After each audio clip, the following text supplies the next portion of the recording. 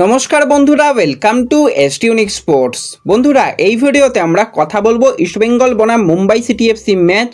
হাড্ডাহাড্ডি একটা ম্যাচ হতে চলেছে, যেই ম্যাচটা জিততে পারলে কিন্তু ইস্টবেঙ্গল গ্রুপ চ্যাম্পিয়ন হয়ে যাবে। সেই ম্যাচের দিকে অবশ্যই আমাদের নজর থাকবে। একজন বিদেশি ব্রাজিলিয়ান প্লেয়ারকে নিয়ে আপডেট শেয়ার করা রয়েছে, এছাড়া কিছু ট্রান্সফার আপডেট বেরিয়ে আসছে, সেগুলোও আলোচনা করে নেব আমরা এই ভিডিওতে।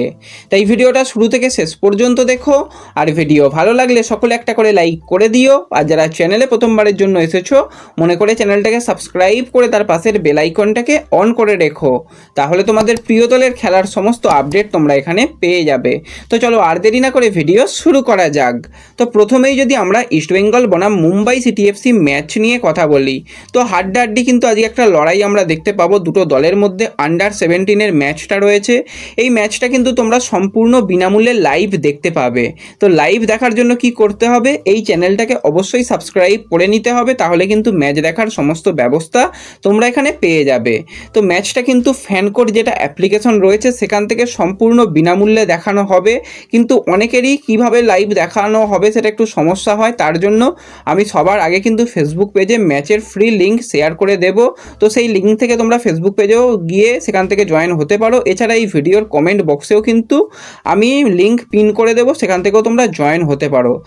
এবার ম্যাচটা কিন্তু ইস্টবেঙ্গলের জন্য একটা খুবই গুরুত্বপূর্ণ হতে চলেছে, কারণ ইস্টবেঙ্গল বর্তমানে গ্রুপের 1 নম্বর পজিশানে রয়েছে। দুটো ম্যাচ থেকে তারা 4টে পয়েন্ট পেয়েছে, অপরদিকে মুম্বাই 2 ম্যাচে কিন্তু মাত্র 3 পয়েন্ট পেয়েছে।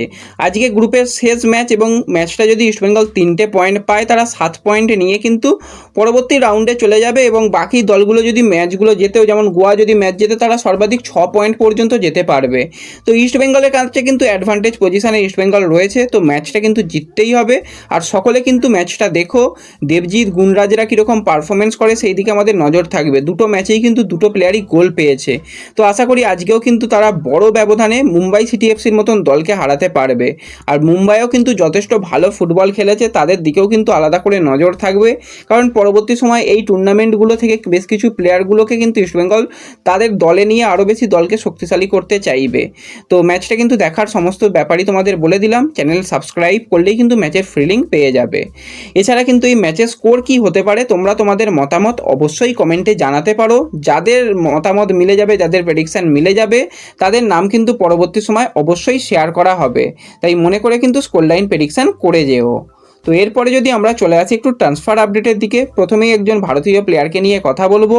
33 বছর বয়সী রাইট ব্যাক বা রাইট মিডফিল্ডারের প্লেয়ার আশুতোষ মেহতা অনেক দিন ধরেই আইএসএলে রয়েছে। আইএসএলে কিন্তু তার 74 ম্যাচ খেলার অভিজ্ঞতা রয়েছে, আই লিগেও কিন্তু 100+ ম্যাচ খেলার অভিজ্ঞতা রয়েছে। নর্থ ইস্ট, এটিকে, মুম্বাই সিটি এফসি দলের হয়ে কিন্তু তার আইএসএলে এক্সপিরিয়েন্স রয়েছে। তো প্লেয়ারটা কিন্তু তোমরা সকলেই জানো 2 বছরের জন্য ব্যান হয়ে গিয়েছিল, কিন্তু এই মুহূর্তে তার সমস্ত যেগুলো সমস্যা ছিল সেগুলো মিটে গেছে। পরের বছরে কিন্তু আবারও সে আইএসএলে আসতে চলেছে। শোনা যাচ্ছে তাকে নেবার ব্যাপারে জামশেদপুর এফসি তারা ইনকোয়ারি করেছে, তারা কথাবার্তাও কিছুটা এগিয়েছে। আরও আই লিগের কিছু ক্লাবের কাছেও কিন্তু ছোটো ছোটো প্রস্তাব এসেছে এই আশুতোষ মেহতার কাছে। তো দেখা যাক শেষ পর্যন্ত আশুতোষ মেহতাকে আমরা কোন ক্লাবের জার্সি গায়ে দেখতে পাই।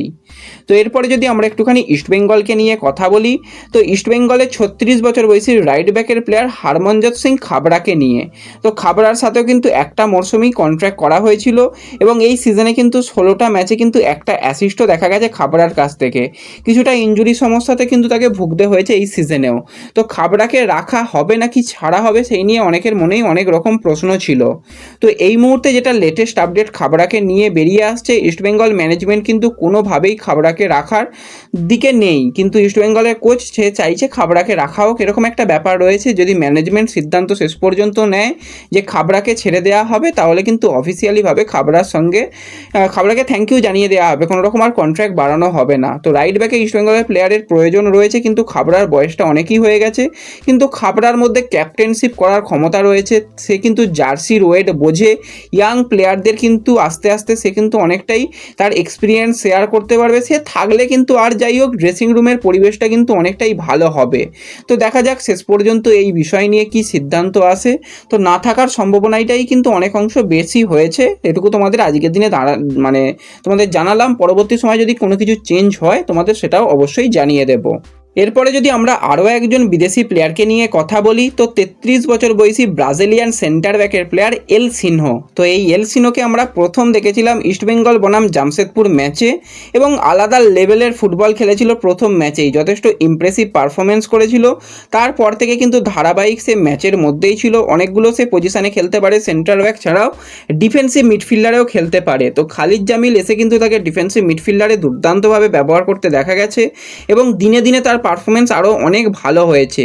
তো শেষ পর্যন্ত তোমাদের যেরকমটা জানিয়েছিলাম জামশেদপুরে সে থাকবে না, সে চেন্নাই এনএফসিতে আসতে চলেছে। সমস্ত কিছু কিন্তু ডান হয়েই গিয়েছিল আগে, শুধুমাত্র অফিসিয়াল কনফার্মেশনটা আসার অপেক্ষায় আমরা ছিলাম। তো সেই অফিসিয়াল নিউজই কিন্তু আজকে চেন্নাই এনএফসির তরফ থেকে এসে গেল।